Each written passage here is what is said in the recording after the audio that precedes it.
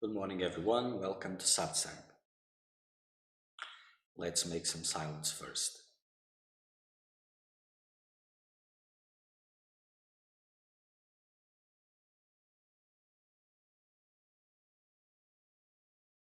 Forget about everything, anyone.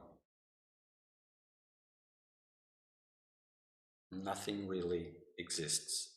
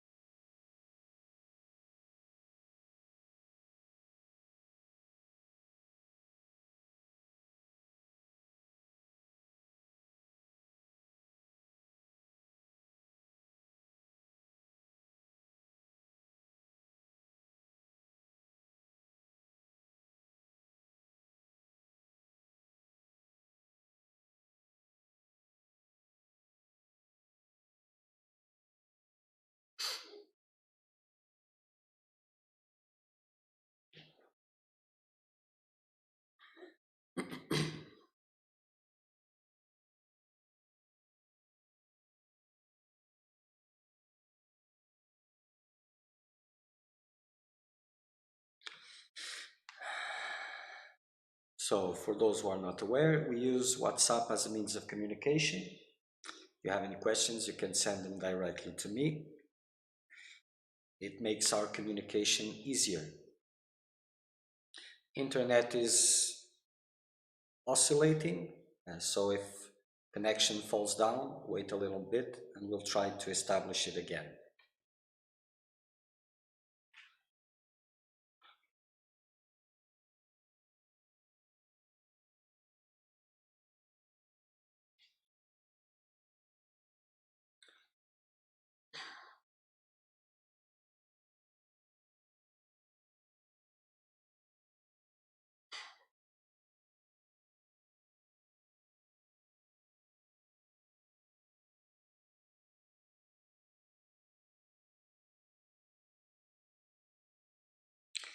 So let's answer some questions.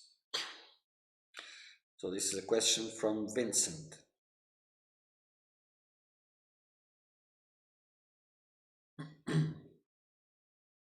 So he's quoting the text. From the silence of the researcher emerge the cries of his own illusion. The seeker of comfort avoids them, pretends they are nothing, waits for them to pass. The seeker of truth embraces them, even if he travels in the deepest agony, he does not stop until he frees himself from his fears. I wanted to ask you a question about certain emotions that I forbid myself from living, that I reject because judging that they should no longer be there, or quite simply that I cannot express on pain of being badly judged by others. Accepting these emotions and at the same time what refuses them is painful, and I have the impression of dying or throwing myself into the void. Facing my fears to get to know each other better, then asking myself the question, who perceives this? Am I on the right track? A little bit, but some confusion is here.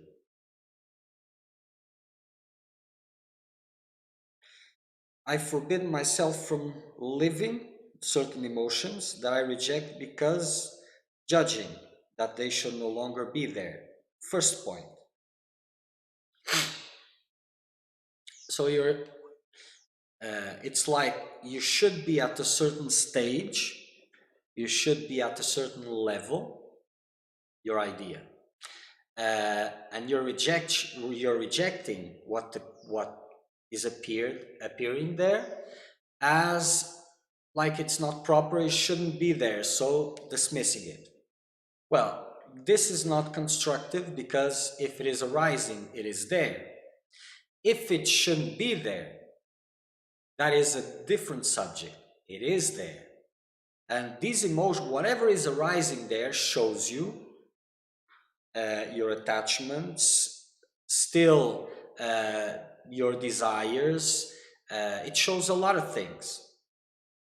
So certain emotions, negative emotions, for example, hate. If hate is there towards someone or towards something, whatever, it is revealing the sense of what is being threatened, what is still dear to you, what kinds of beliefs you still carry about yourself and others.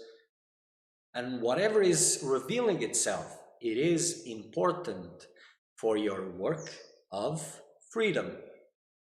Because if you're not aware of it, of what is there and just waiting, it's like you have a big knot on the rope, and it shouldn't be there. So if you close your eyes intensely, do you think it will disappear? Some of these knots do disappear if you do a little bit of this.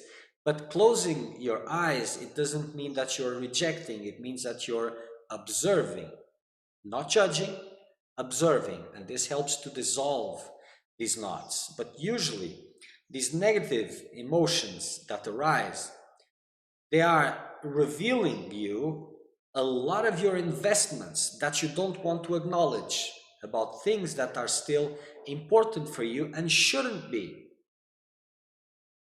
So by seeing these negative emotions, you can track this and start cutting these investments.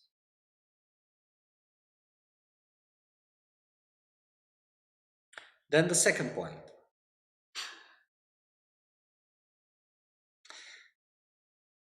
I cannot express on pain of being badly judged by others. Okay, so maybe they are not so different because one is you with yourself and the expectation of what should be the where you should be at this moment, and these emotions shouldn't be there.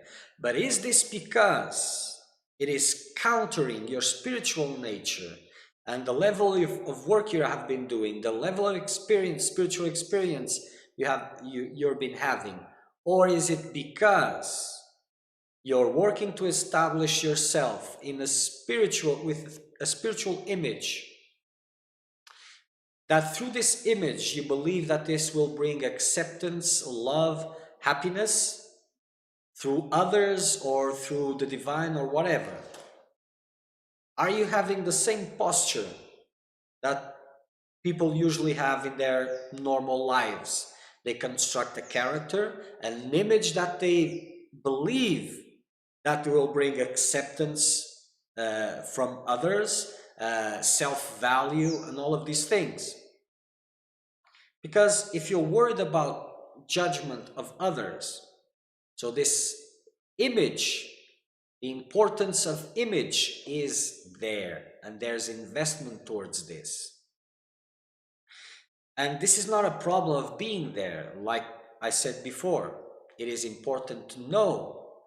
In this way, you can start cutting it.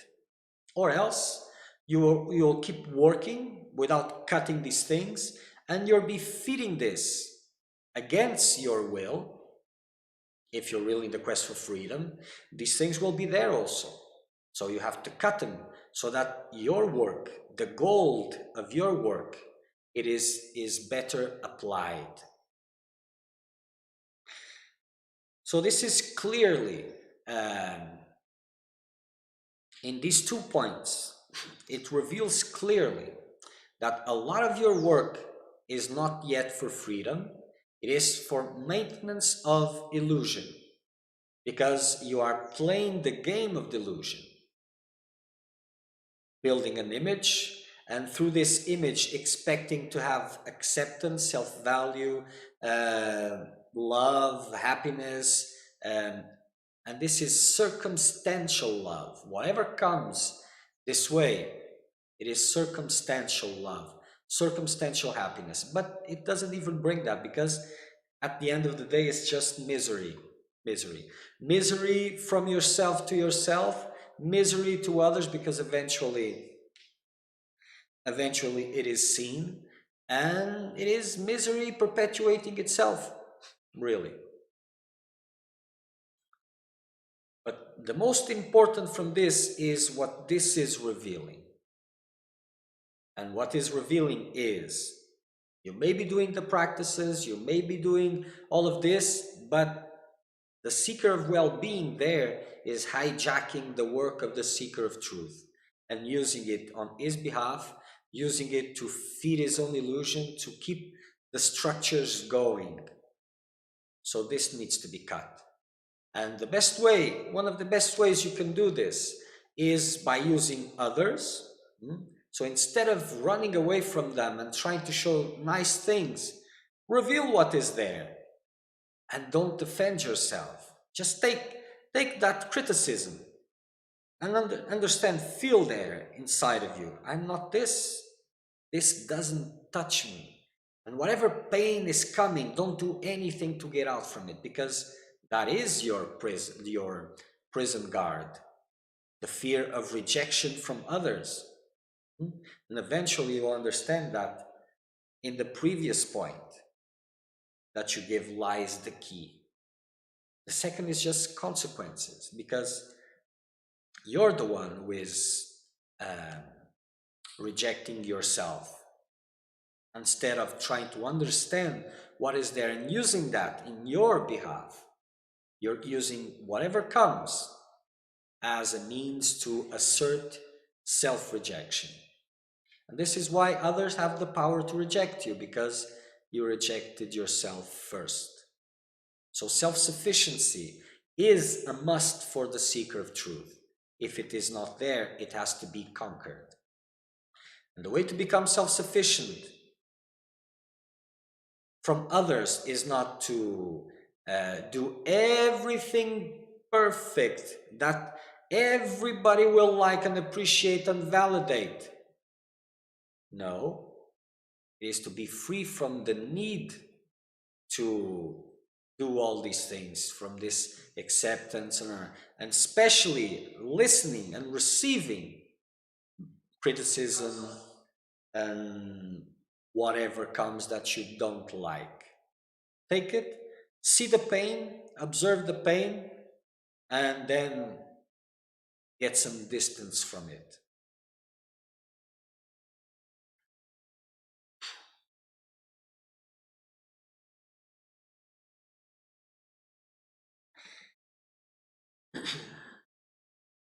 So this accepting these emotions and at the same time what refuses them.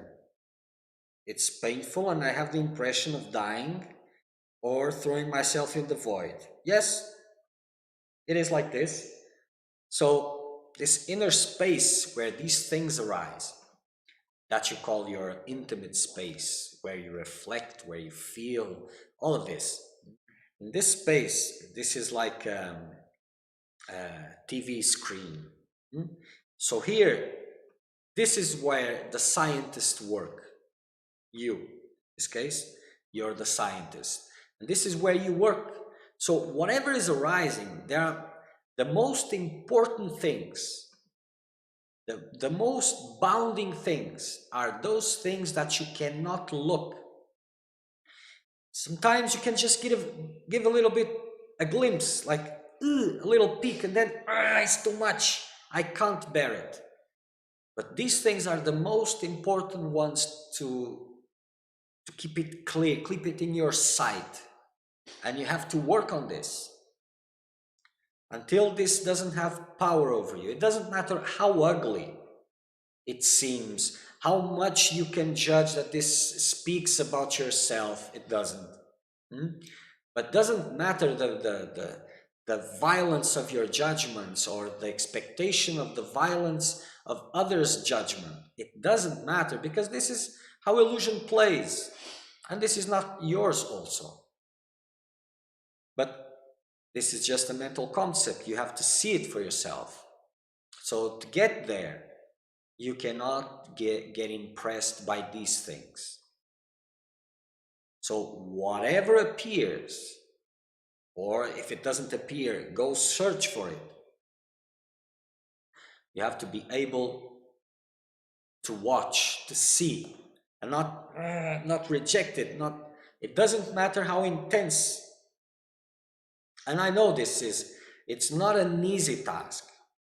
It's not. It doesn't matter. There's no point in saying that it is easy because it isn't. But it is possible. And it is a need to do. So looking at these things and fighting this need to reject, to go away, to avoid this, it is very important. Allowing it to be there, to look at it and look at it again and again and again and again until it stops biting. Because as these things become visible, recognizable, allowed in your consciousness, their mechanics, the things that they are there to pursue, will start crumbling down, will start dismantling. And flowers arise from there. But if you don't, if you reject it, then it is complicated. And it is very complicated to accept it, to let it come for you to observe. If you're fighting for self-image, for the image for others, because the judgment that you believe that others will make, it can be the other's judgment. It won't be everyone's judgment, but it can be. Or it cannot, you don't really know. But what you know is, those expectations about the judgment that comes from others, this is your judgment. This you know. The rest you don't know. It can be, it may be not, but it is actually your judgment, and this is clear, and this you know. So as this is still intense, as you are working still to for the maintenance of your illusion, to to be accepted, loved, embraced, and validated, and all these things, it is very difficult to deepen because you just want to see the roses. Not only you want to see the roses, you want to draw the roses there. Look, there's a rose here. Because your inner structures, your self-confidence, all these things, they are very fragile. No self-sufficiency. So this is a first. You may do things together, but eventually you'll be able to see these things, to allow them to be there, and the less they impress you, the less power they will have on you, and this means less and less investments in that which maintains illusion. So it's not a matter if negativities are there, it is a matter of are you able to see them? That is the question. And it takes time, dedication, to see the most deep things, the most rooted things, and a lot of silence.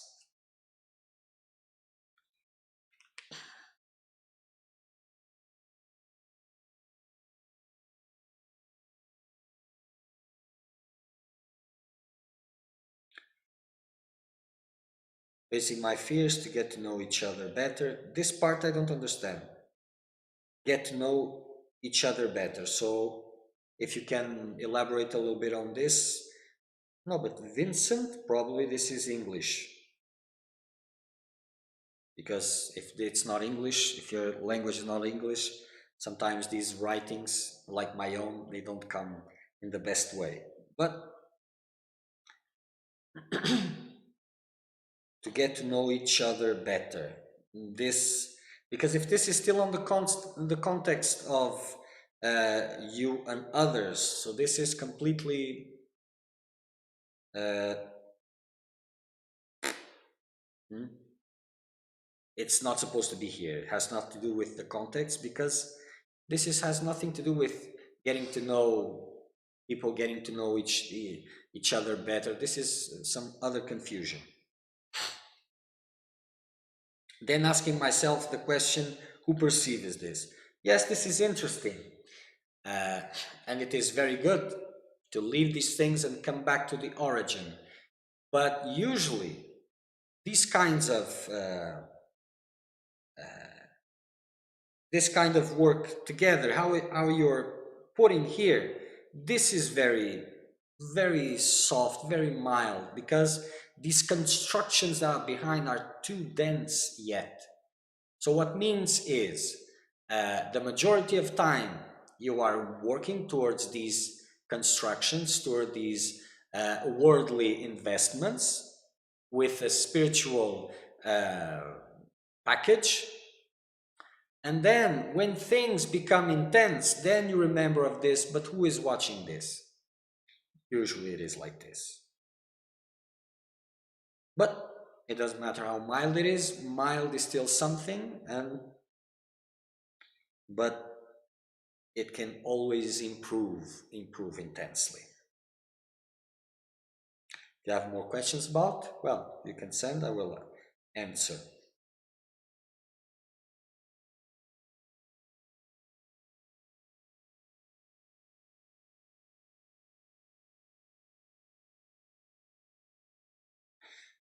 Okay, so someone make, so there's a question or commentary or whatever that came into this video, spiritual life versus worldly life, from Thy Light Has Come. Well, it's come, it's there. So this humbled me greatly. I guess this is why most stay in a place of service. Pure spiritual life without worldly benefits seems wasteful, like suicide or impotence. spiritual life should be just as fulfilling as worldly life. Well, you see, there's some children that gets much more fulfilled with ice cream than a chocolate cake. There are others that prefer both. And there's others that prefer the chocolate cake instead of the ice cream. So this fulfilling, it is about you, not about things. So your commentary is true for you, and the same way that you see this as wasteful, like suicide, this spiritual life without worldly life, for the seeker of truth, this worldly life, as it is something that is blocking, and it is something that is distracting, it is as wasteful as the way you are seeing. So this wasting time or using time, it is about your real aspirations. So this is right for you as it is opposite for others, you see? Because spiritual life is not as fulfilling as worldly life. It is by far, or it is fulfilling, actually fulfilling. And the rest it isn't, because if it was, well, you'll be fulfilled. But that's not the nature of things. So things has to be questioned a little bit more deeper, but this is not for the one who observes spiritual life or spiritual aspirants, is for the one who is on the spiritual path as a spiritual aspirant. And for him, you see, all these things that are fulfilling, worldly speaking, they are huge obstacles, huge obstacles. And only those who are really pushing and really trying, only they can see this.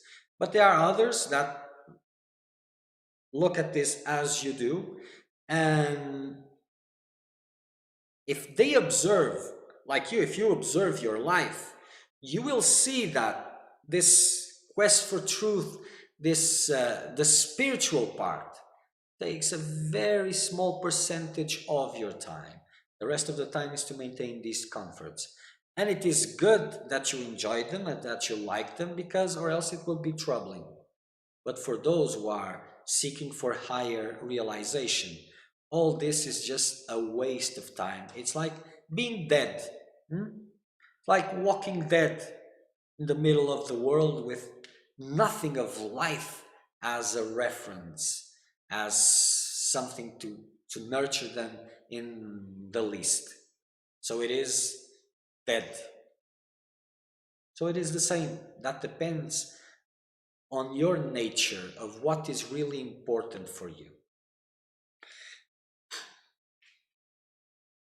And it is interesting because those who want more from worldly life, from life pleasures and all these things, actually are those who get the least. Because spiritual life is not, how do you say, is not as fulfilling as worldly life. It's by far much more fulfilling. It is absolute fulfillment. It is perfection. So, and worldly life doesn't even come close. And the pain and suffering that it is experienced on worldly life is just about your worldly tendencies, worldly desires that cause suffering because you have to choose one or the other. Because if these worldly aspirations were not there, there wouldn't be any suffering involved also. It would just be joy, love, fulfilling, and flowing and overflowing. It is worldly tendencies that are responsible for this suffering in the spiritual path. Worldly tendencies equals illusions. Without them, without these attachments, without these illusions, there wouldn't be any suffering. So there are those who abandon things because they want to follow the spiritual path, and there are those who don't. And does this mean that they keep everything? Sometimes, but usually they just leave them behind. They're not abandoning things, they are following their path. Hmm? He abandoned his family and all of this. He didn't. He's just moving towards his goal. This is not his experience. For some, it is because attachments are there. So it is your level of illusion that makes you experience suffering, and also your addiction to it. But that's a different question, not for now.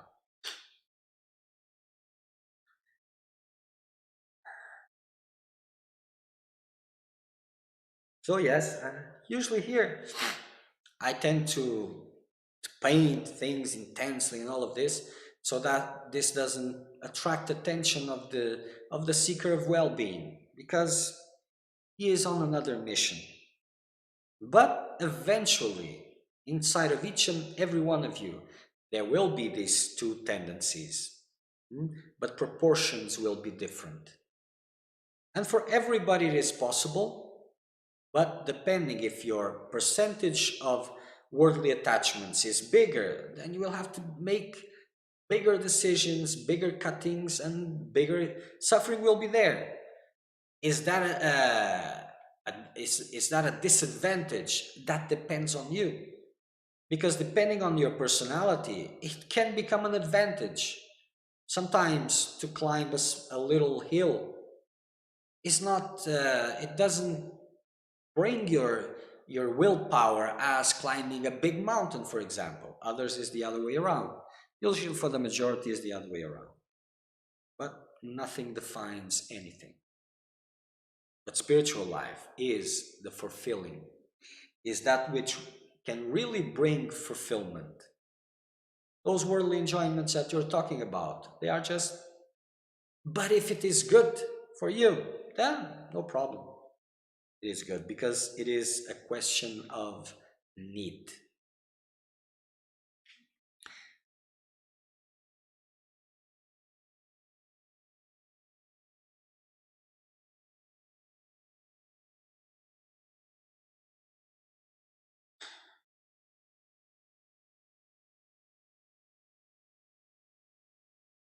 Salut mon ami, je vais répondre à tes questions. Okay. So, hello Shima, I listened carefully to your last video. It has been echoing a lot in me for some time. Had the opportunity to leave everything materially since I had sold my house after divorce, la la. I practiced more meditation and reading. I believed that it was enough for my realization. Therefore, I bought a small, modest house. But I see that this is not enough.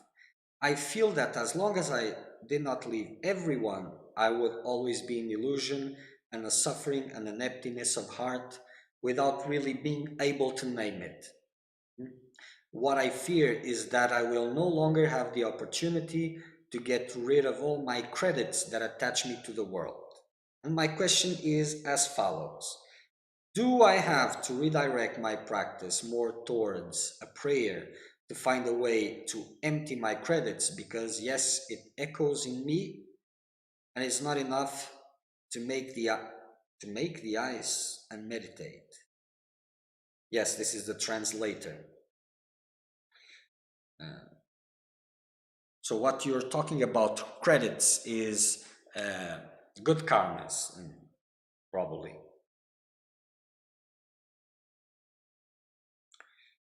Well, there's a lot of things, a lot of ways you can deal with this. But maybe you should elaborate this a little bit better, because these things usually they don't, because if they're credits, they will come. So there's no need to for you to make any effort to conquering or whatever. And if they come, you can always ignore. No point of bringing all restless that disturbs meditation. Because what disturbs meditation is things that you're trying to acquire and the reasons why you're trying to acquire. But what is coming on its own, it should be irrelevant. If it isn't, but that's a different question. So this is not just about credits, it's about everything. What will come and what you're trying to get. I'm not sure if you're understanding, because your language is French and, well,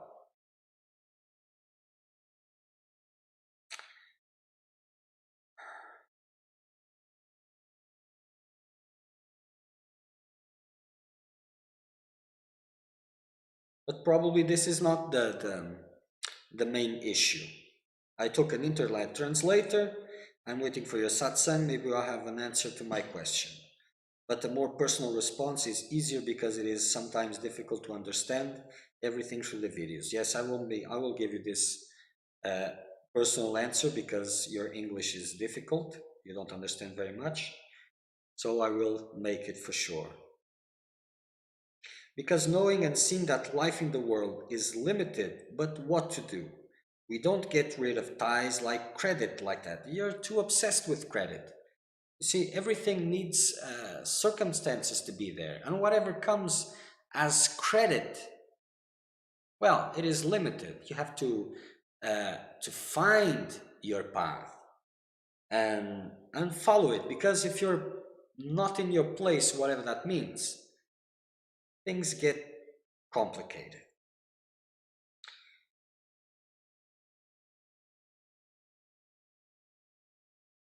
Even recently, I have this question. I'm not different as some people else. Okay, I'm not different as anyone else.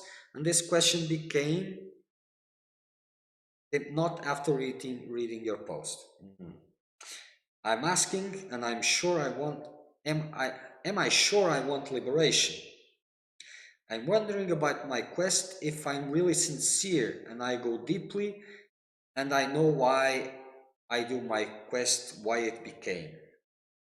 Yes, these translators complicated, but I think I am understanding the question. So this is a question that a lot of people do, if they really want liberation and all of this. Uh, and as their path matures, this becomes more clear, because eventually sometimes they have to experience other things. But both things will be there for the majority and for everyone, more or less. Only proportions will be different. And these doubts, they come sometimes because of worldly attachments. And if you've done all these things, then, well, surely liberation is that what you want. But if you're really sincere and go deeply, and you're going deeply enough, well, there's always space to improve. And you see, it's like perception has a lot of obstacles. And to go through an obstacle, you have to uh, conquer more self sufficiency, because your world, the structures of your world, the structures of your delusion, your precious delusion, they need you to have a certain vision of the world, obviously, of yourself. So there are things that it is not allowed for you to see. You don't allow yourself. You have these blockages. Because if you could see them,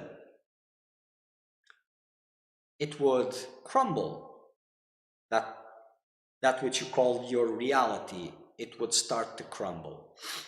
So that things can crumble and you don't crumble with them, you need to gain self-sufficiency. And then as this power, because it is a power, increases, you can go over your blockages and see a little bit more. So if you're being sincere at this level, then you will understand that sincerity was even absent in the light of your new vision. And this will help you to deepen more and more. And then you understand, no, but now I'm completely sincere, dedicated. Then you will realize, no, I still have a long way to go until all these blockages fall down. The more blockages you can overcome, the more your vision will clarify.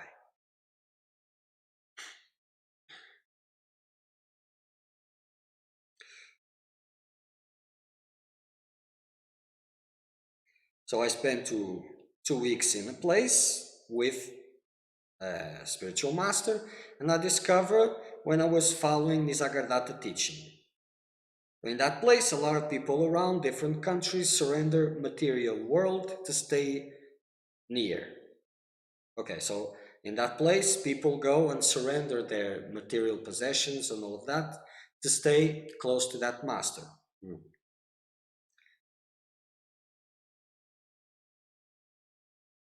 But for me, I could see it was not there near that master and that place. It was not for me. Okay.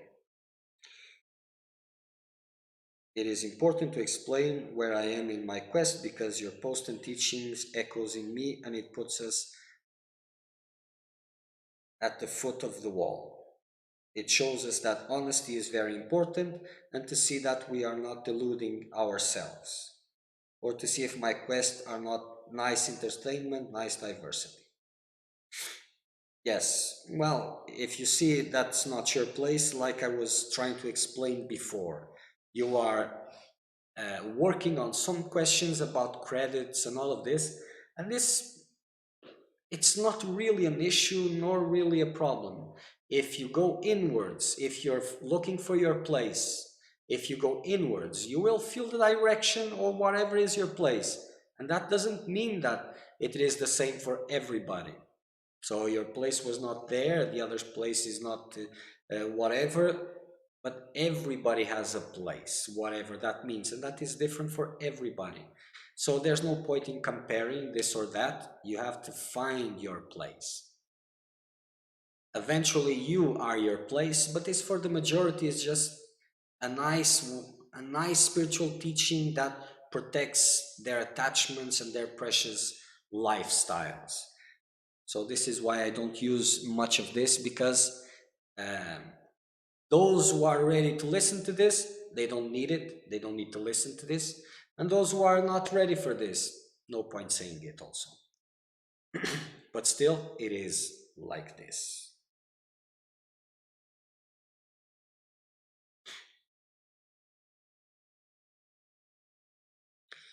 So instead of wondering about your credits, about all of these things, the best for you to do is to find your inner direction and see what's next. Hmm? Where is your place? So you're dealing with this question inside. So this is probably your next step. See where is your place. Maybe that question will take care of the rest of the questions. It probably will.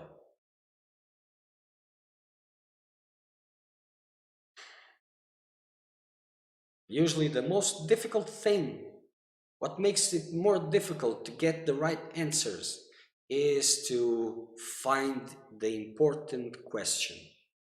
Because usually seekers get confused and waste time with things that don't really matter at all, and that they get sorted out easily just by getting the right question, by getting the right answer. And that answer, whatever it brings, starts taking care of the rest. Okay.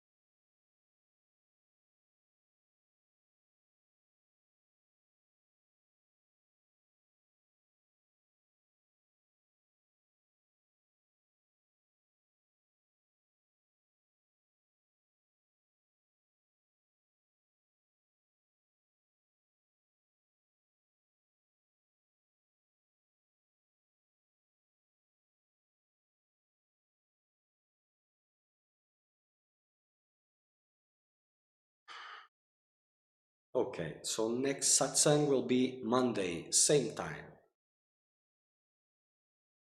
Okay, so till Monday, all the best.